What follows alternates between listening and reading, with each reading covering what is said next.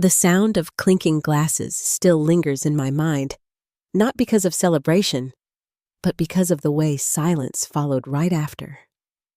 It was at a dinner table that should have been filled with warmth, laughter, and comfort, yet I found myself frozen, the weight of a single glance pressing down on me more than any words could. Mark's eyes met mine across the table, steady but distant, as if he were already living another life outside of our home. And then, a careless comment from Tessa, his closest friend, who had somehow become an ever-present figure in our marriage, cut through me like a whisper meant to sting.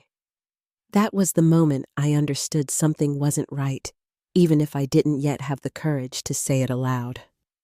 Before I continue, I'd like to ask you something. Where are you listening from tonight?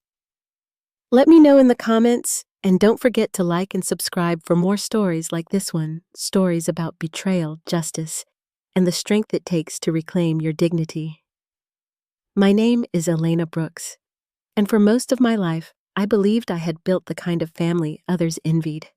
I grew up in a small town where loyalty and hard work were the highest values, where neighbors brought casseroles during tough times, and children were raised to believe that marriage meant forever. By the time I met Mark, I was already steady in my career as a school counselor, guiding troubled teenagers through the storms of adolescence. He was ambitious, always chasing the next promotion in sales, and his energy drew me in like fire in the cold. Together, we built a life that looked secure from the outside, a home in the suburbs, a daughter who was the heart of my world, and traditions that seemed unshakable. For years, I convinced myself that our differences balanced us. Where I was measured, Mark was bold. Where I preferred quiet evenings, he thrived on being surrounded by friends, and no one was closer to him than Tessa. She had been around since our early marriage, a woman who claimed to be his sounding board, his confidant. I tried not to mind her presence, brushing off the unease I felt when her laughter rang a little too loud at his jokes, or when her hand lingered on his arm just a second too long. She was part of his world, and by extension, mine. Our daughter Lily was the light that kept me grounded. She grew up watching me pour into my students by day and into our home by night. She was thoughtful and quick to notice the small things, a habit she no doubt inherited from me. When she was little, she would crawl into my lap and say she wanted a love like ours someday. At the time, my heart swelled with pride, certain we had given her an example of loyalty and strength. Looking back now, I wonder if the cracks had already begun to form, quiet hairline fractures beneath the surface. On birthdays and anniversaries, Mark always liked to host gatherings. He thrived on showing the world a version of us that seemed picture perfect, and I played along, setting the table with my best china and smiling through the evening. Yet as the years passed, those nights felt more like performances than celebrations. I became the woman behind the scenes, ensuring everything looked right, while Mark and Tessa charmed the room. I told myself it didn't matter, that the family we built together was worth every small sacrifice. But deep down, I felt the hollow echo of being overlooked. The night of Walter's retirement dinner should have been a moment of unity. Mark's father had worked his whole life as a contractor, building homes from the ground up with calloused hands and quiet pride. We gathered at a grand hall, family and friends seated under crystal chandeliers, the air rich with nostalgia. I wore my best dress, smoothing it nervously as Mark raised a glass to honor his father's years of sacrifice. I smiled and clapped with everyone else, but when his toast shifted from Walter to the people who truly supported him, my breath caught. He named Tessa before he named me. The applause swelled, but inside, I felt something collapse. I kept my composure that night, as I always had, smiling for the photographs and greeting relatives who told me how lucky I was. But later, lying in bed while Mark snored beside me, I stared at the ceiling and replayed every moment. His eyes on Tessa, her knowing smile, the way I had become invisible in the very family I helped hold together. Something in me shifted then. It was small, barely a whisper, but it was the beginning of a storm I could no longer ignore. And that's where my story truly begins, with a single toast, a single omission, and a realization that I could no longer stay silent. Because once you've been erased in front of a room full of people, you start to wonder how long you've been erased in private. And wondering has a way of uncovering truths you wish you'd never seen. The weeks after Walter's retirement dinner should have been quiet, but the silence in our house grew heavy in ways I couldn't ignore. Mark went about his routines with the same polished smile, but his attention seemed elsewhere. I told myself it was work, the constant pressure to close deals and prove himself, but deep down, I knew better. Every time his phone lit up on the counter, I noticed how quickly he reached for it, angling the screen away from me, as though protecting something fragile. At first, I tried to brush it aside. After all, Mark had always been social, his work and personal life overlapping in a blur of contacts, calls, and late-night dinners. But when the name that flashed across his phone was Tessa's more often than not, I couldn't keep dismissing the knot in my chest. She wasn't just his friend anymore. She had become a shadow, stretching into every corner of our marriage. One Saturday afternoon, I decided to drive over to my in-laws' house with Lily. Patricia welcomed us warmly, setting out her famous lemon bars and asking Lily about her college applications. It was a moment of comfort. I hadn't realized I needed the steady presence of a woman who had built her life on caring for others. But even in that kitchen, with sunlight spilling across the table, I caught a glimpse of how tangled things had become. When Mark's name came up, Patricia's smile faltered. "He's been spending a lot of time with that Tessa, hasn't he?" she asked, carefully glancing toward the hallway where Walter sat dozing in his recliner. I froze, my fork hovering above the plate. Patricia must have noticed the flicker in my expression because she quickly added, "I didn't mean anything by it. I'm sure it's all harmless." But her voice carried the kind of doubt that comes from experience, not gossip. Lily looked between us, sensing the tension, though she said nothing. I smoothed my daughter's hair, forcing a smile, but my heart thudded with unease. That evening, Mark returned home later than usual. He loosened his tie in the doorway, smelling faintly of wine and perfume that wasn't mine.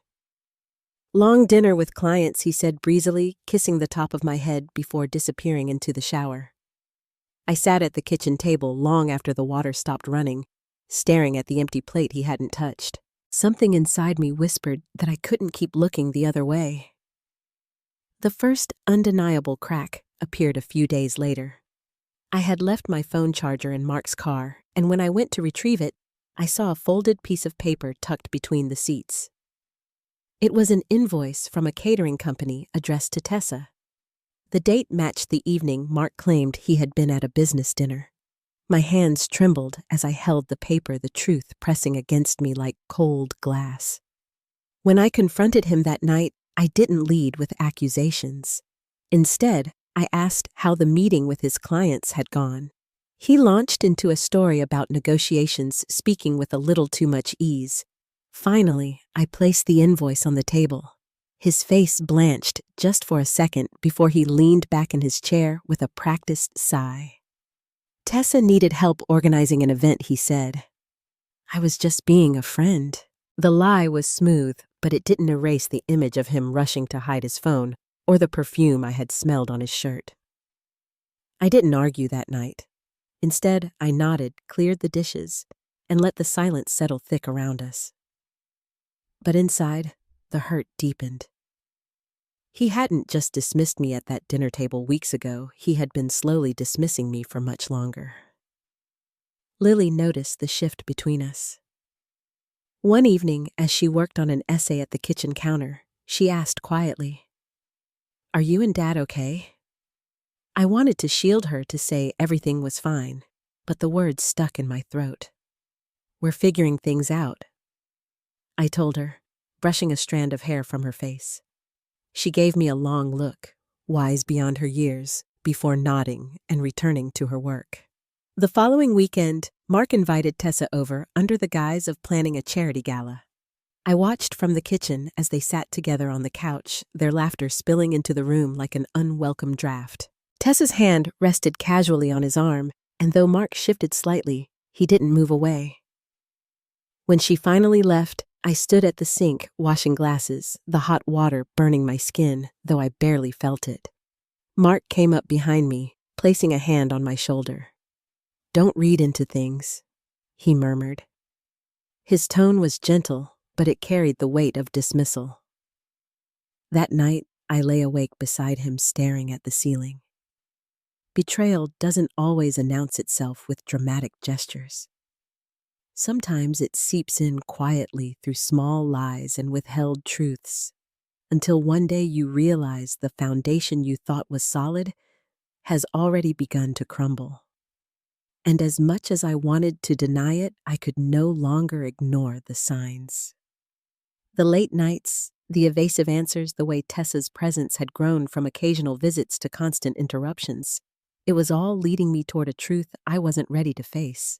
But the moment was coming, and deep down, I knew it would break whatever illusions I had left about the life I thought we shared. The weeks that followed felt like living inside a house where the lights were on, but no one was home.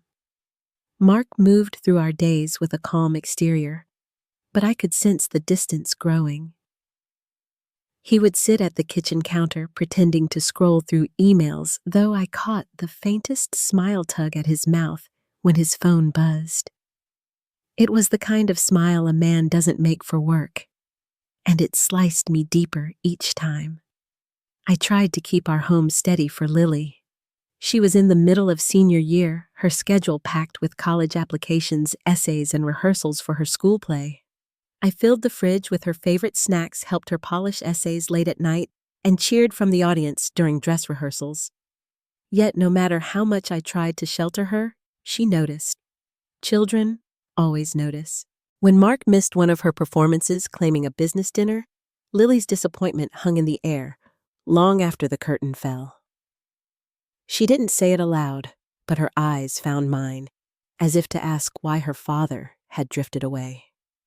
At night, I carried my grief quietly. I would lie awake beside Mark, staring at the ceiling while he slept soundly, and wonder when love had shifted into indifference. I replayed the years we had shared, the young couple who once stayed up until dawn, dreaming of the life we would build, the parents who painted Lily's nursery together, with laughter on their lips. Those memories had become ghosts I clung to, whispering that maybe things could return to what they had been. But reality was unrelenting. The man beside me was slipping further out of reach. The hardest part was the pretense. At family gatherings, Mark still held my hand in front of others, his grip steady, his smile flawless. To anyone watching, we were solid, a couple rooted in years of devotion. But when the guests left and the lights dimmed, he released my hand as if it had burned him. I kept playing the role of a supportive wife, though each performance chipped away at my spirit. There is a particular pain in being invisible to the person who once saw every part of you. I avoided Patricia's knowing eyes whenever we visited. She never asked directly, but her silences spoke louder than questions ever could. Walter, kind and gentle, seemed unaware of the storm brewing, though once when Mark left the room, he squeezed my hand and said softly, "You're stronger than you think." It startled me, that quiet reassurance. I carried those words back home like a secret shield, even as the cracks widened in my marriage. The breaking point arrived quietly, not with a fight, but with a whisper that wasn't meant for me. Mark had left his phone on the nightstand one evening, and when it buzzed, I glanced at the screen. The preview of a message glowed in the dim light, Tessa's name bold at the top. The words were simple, but they hollowed me out. "I can't wait until we don't have to hide anymore." My breath caught and the world tilted under me. I didn't confront him right away. Instead, I slipped the phone back where it was and sat in the living room with a blanket pulled tight around my shoulders. The hours crept by as I listened to the rhythm of his breathing in the next room, steady and untroubled. My tears came silently, not in sobs, but in a slow stream I could no longer hold back. By morning, my face was stiff from crying, and my body ached from sitting upright in the dark. When Lily left for school that day, she paused at the door, studying me with quiet worry. "Mom," she said gently, "you don't have to pretend with me." Her words broke something in me, but I only kissed her forehead and told her to have a good day. I couldn't let her carry the weight of my heartbreak, not yet. The days that followed blurred together. I kept moving, attending meetings at school, folding laundry, cooking dinner, as though maintaining order could keep me from unraveling. But every small moment reminded me of what I had lost. The empty space on Mark's side of the closet when he left for overnight trips, the way his laughter now rang louder when Tessa was near, the ache in my chest, when I realized he hadn't looked at me with love in months. At night, I found myself wandering the house long after everyone was asleep. I would linger in the doorway of Lily's room, watching her breathe peacefully, and wonder if she knew how much I was trying to shield her from. Then I would retreat to the kitchen, sit at the table with a cup of tea gone cold, and let the silence press against me until I felt small enough to vanish. The word that haunted me most wasn't betrayal, it was replacement. The quiet terror that someone else had stepped into the space I once filled. That all the years I had poured into my marriage, the sacrifices, the devotion could be erased, as if they were nothing. That realization hollowed me in ways I hadn't known possible. Still, I said nothing. I carried the secret like a stone in my chest, too heavy to put down, too dangerous to drop in front of Lily. But in the silence, my resolve began to shift. I wasn't ready to confront them yet, but the quiet ache was sharpening into something steadier. The more invisible I became to Mark, the more clearly I began to see myself. And though my nights were still filled with tears, somewhere inside a faint ember began to burn. It whispered that pain could become clarity, and clarity could become strength. I didn't know then how far that ember would carry me, but I knew the days of silence were numbered. Because once you've heard the truth in someone else's whisper, it becomes impossible to unhear it. And I had heard enough to know that my world would never be the same again. The morning after I read Tessa's message on Mark's phone, something inside me felt different. I was still broken, but the silence no longer paralyzed me. Instead, it sharpened into a kind of clarity I hadn't known before. For weeks, I had been carrying the weight of his betrayal like a stone pressed into my chest. That morning, I set the stone down.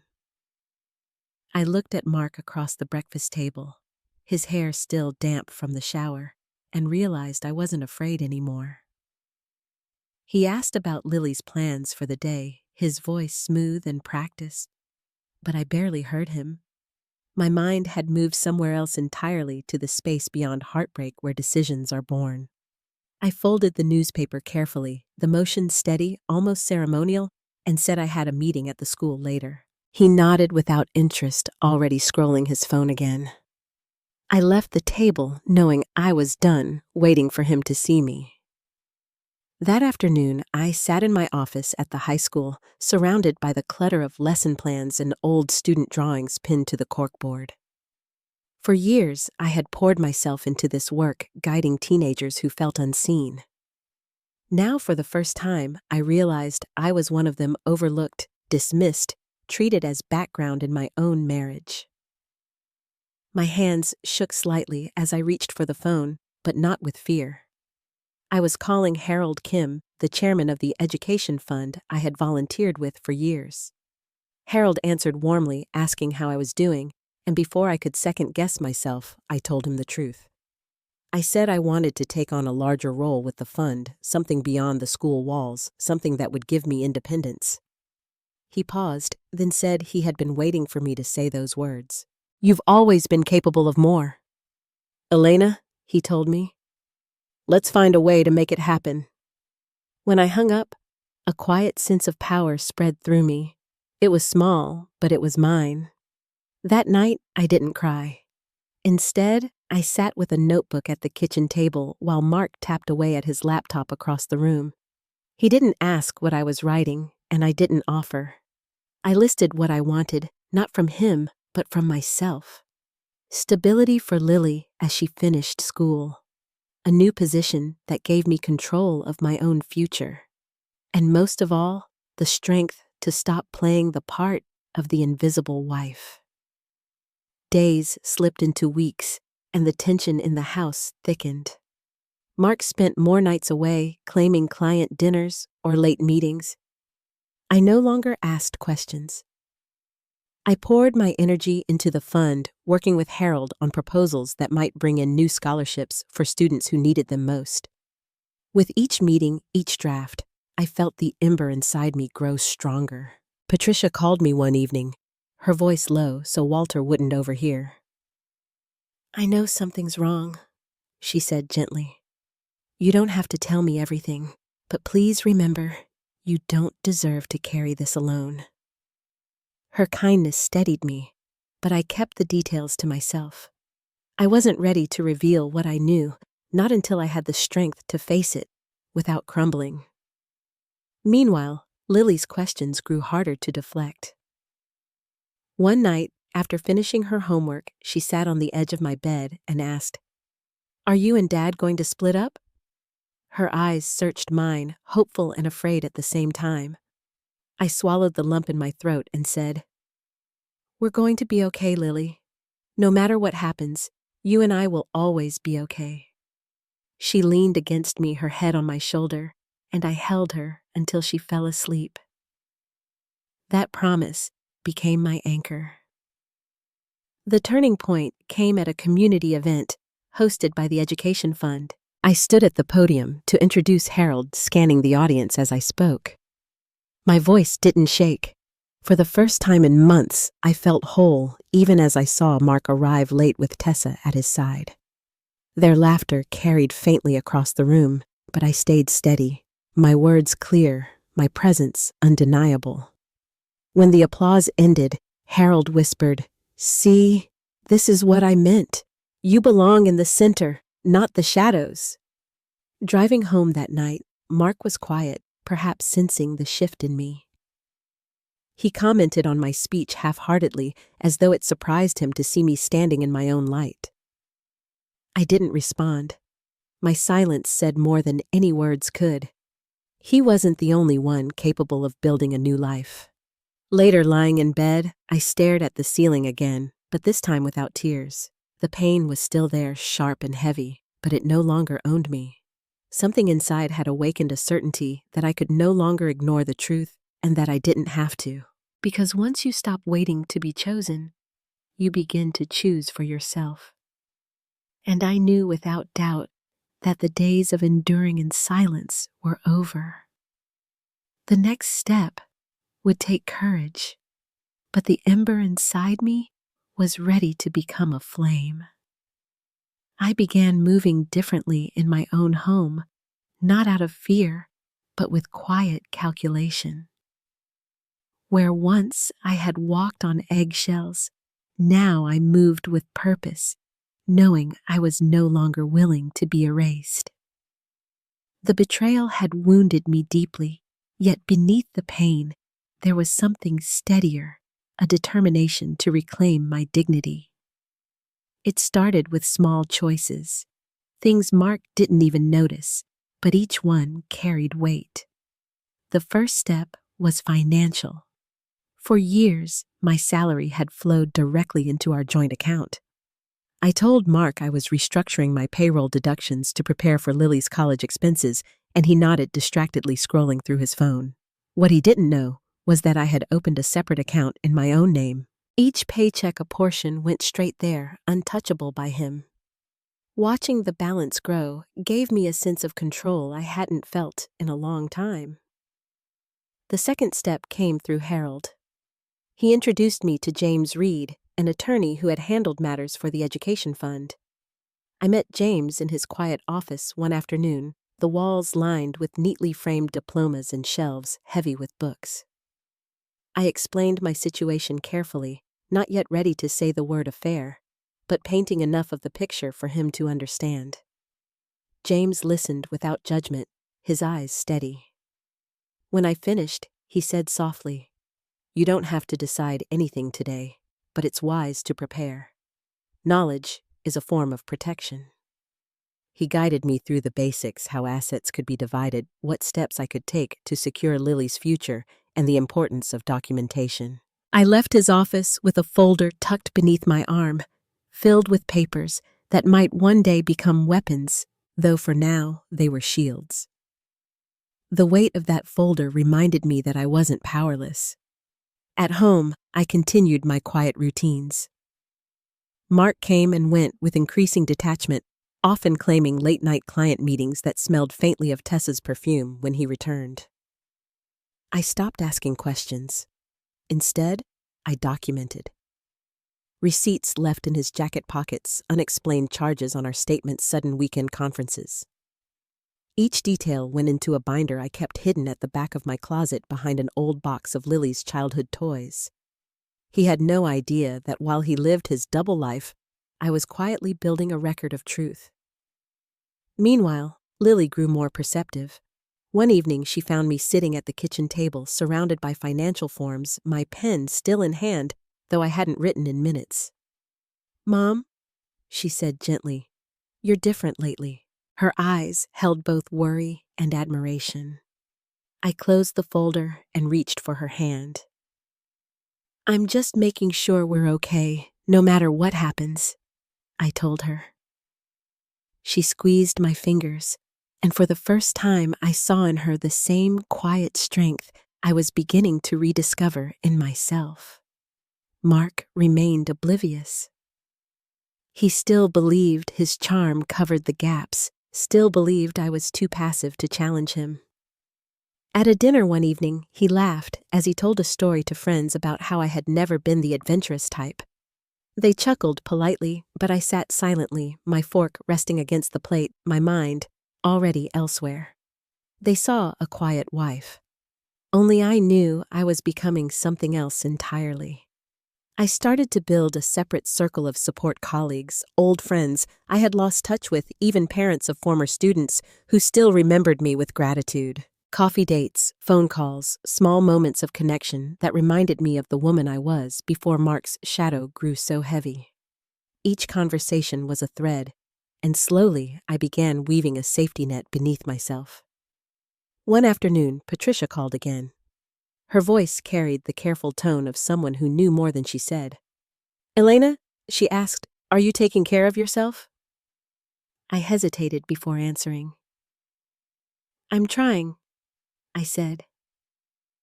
She sighed, the kind of sigh that carries both sorrow and understanding.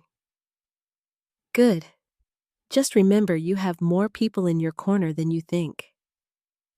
Her words settled into me like a quiet truth. Even Walter seemed to sense the shift. During a family gathering, he pulled me aside, his weathered hand resting gently on mine. "You remind me of your own mother," he said. "Quiet on the surface, but strong where it matters." I thanked him softly, holding back tears, knowing he didn't realize the depth of what I was carrying. By the time autumn settled in, my steps toward independence were no longer tentative. I had savings under my own name, legal guidance I could trust, and a binder of evidence that grew thicker by the week. I wasn't ready to confront Mark, not yet, but for the first time, I felt the balance shifting. Each quiet move was a stone laid in the foundation of my escape. At night, while Mark slept soundly beside me, I would open my notebook and write plans in the soft glow of the lamp. Not just lists of tasks, but visions of the life I wanted after all this was over. A home filled with peace, a future where Lily and I could breathe without the weight of pretense, and a self who no longer mistook silence for survival. Mark still saw me as predictable, but inside I was becoming something entirely new. My quiet steps were already leading toward a reckoning he never imagined.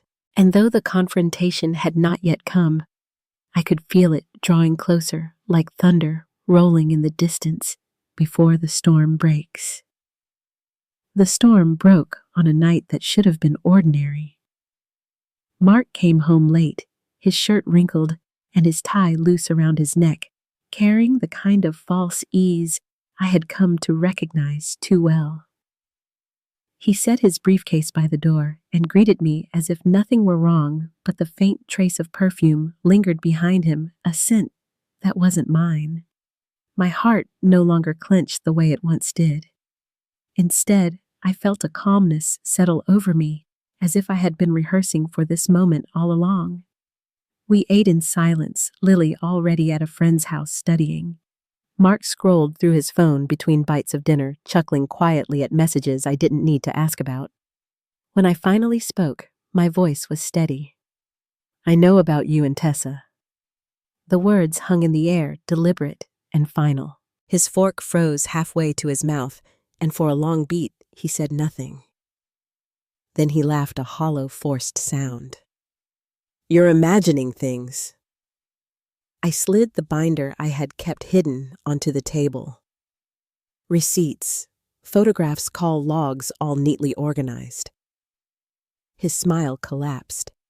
He flipped through a few pages, his jaw tightening, his hands trembling, though he tried to steady them.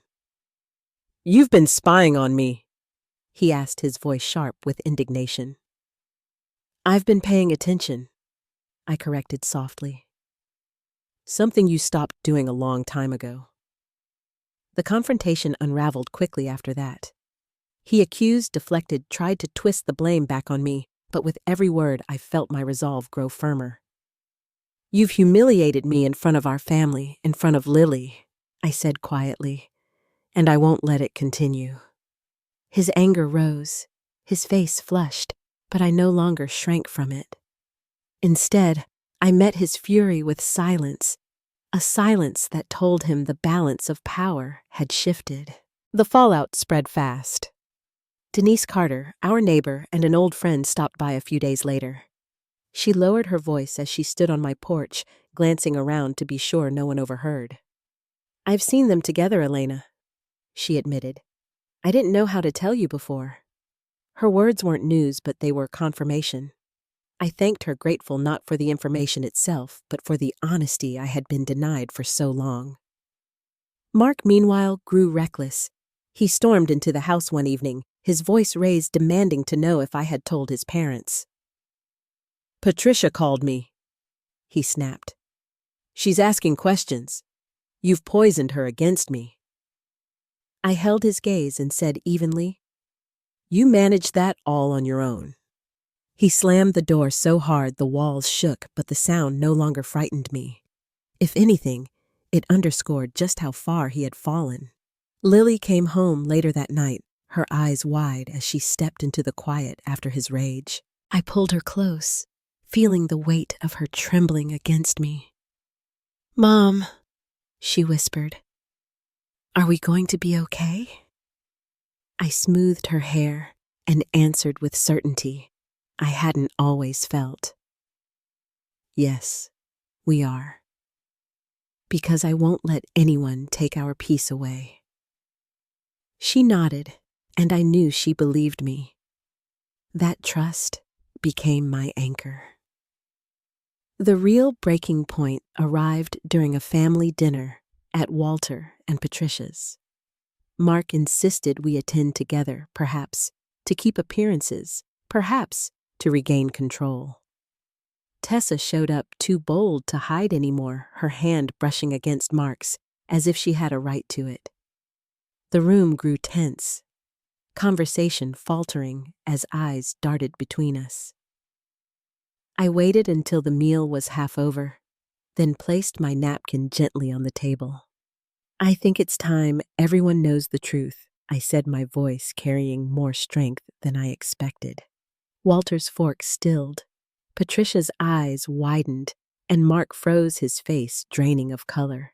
"Mark and Tessa have been carrying on behind my back," I continued, "and I won't sit here pretending otherwise." The silence that followed was sharp and suffocating. Walter finally pushed his chair back, his voice rough. "Is this true?" "Son," Mark sputtered. "Excuses." Tessa shifted uncomfortably, but the damage was done. The mask had shattered. I didn't stay to hear their explanations. I rose from the table, smoothing my dress as I stood, and said simply, "I won't be part of this performance any longer." The sound of my heels against the floor echoed through the stunned room as I walked out. Outside, the cool night air hit my face, and for the first time in years, I felt free. Mark followed me home hours later, furious and panicked. He accused me of ruining his reputation, of embarrassing him in front of his parents. I listened without a word, then handed him a copy of the legal folder James had prepared for me. "You brought this on yourself," I said calmly, "and I'm done protecting you." His shoulders slumped, the fight draining from him, and in that moment, I saw the truth. He wasn't angry because of love lost. He was angry because he had lost control. From then on, the air in our house shifted. He still tried to intimidate me, with anger still attempted to bargain with half-hearted promises, but it was too late. The power he once wielded had slipped through his fingers, and he knew it. I moved through each day with a quiet determination, securing the last of my plans, my steps leading steadily toward a new life. The storm had broken, and though the wreckage lay scattered, I stood in the center of it, unshaken. The truth was no longer hidden, the facade no longer intact. And as I looked at Mark across the wreck of what he had created, I knew the next stage was inevitable, the part where justice would no longer be silent, and his carefully built world would begin to collapse. The days after that dinner at Walter and Patricia's were like watching a carefully built house collapse one wall at a time.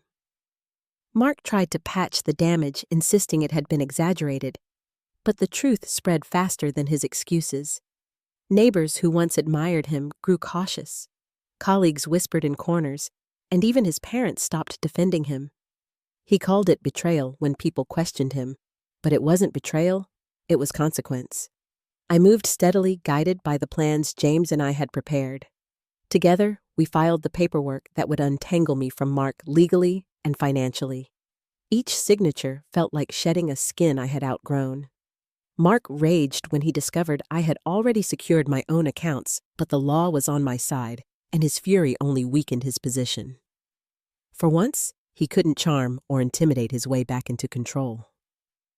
Meanwhile, Tessa's veneer of confidence began to crack. She had always thrived on appearances, arriving at gatherings in polished outfits, laughing a little too loudly at Mark's jokes. But once people knew, the admiration curdled into pity.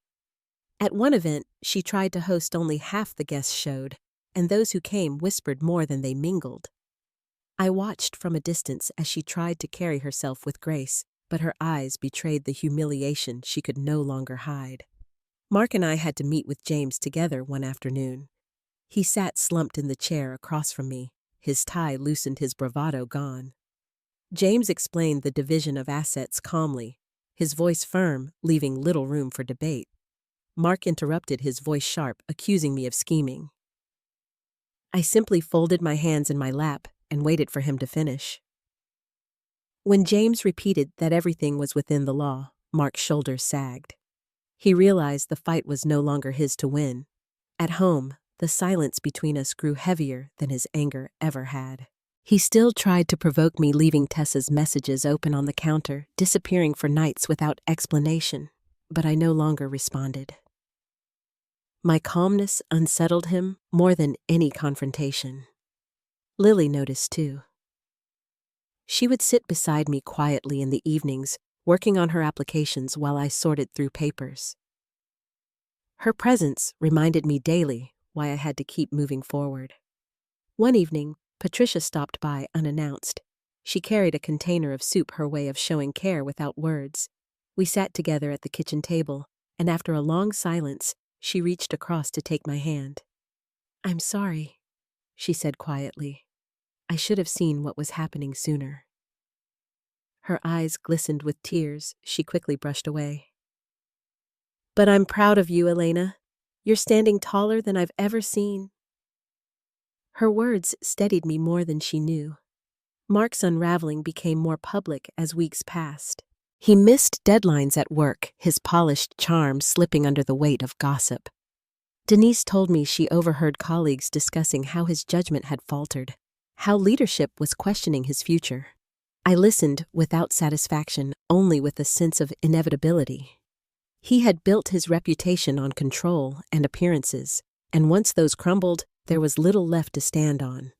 The final blow came when Walter confronted him directly. I wasn't there, but Patricia later recounted it with quiet sorrow. Walter had pulled Mark aside after church, his voice firm but trembling. "You were given a good life, son," he told him, "but you disrespected your wife, your family, and yourself. Don't expect us to defend what you chose." Those words, Patricia said, left Mark pale and speechless. It was one thing to lose a marriage. It was another to lose the respect of his father. At the same time, doors opened for me that I hadn't expected. Harold offered me a leadership position with the education fund, praising my resilience and clarity. "You've shown more strength than many people ever find," he said. I accepted, grateful not only for the opportunity, but for the affirmation that I was more than the shadow Mark had reduced me to. My days grew fuller, my steps more confident, and my world began to feel like mine again. By winter, the divide between us was complete. He lived more openly with Tessa, though their relationship already showed signs of strain. Lily refused to visit them, her disappointment too deep to mask. I didn't stop her from making her own choices, but I stood firmly by her side. We had weathered too much together to be pulled back into his chaos.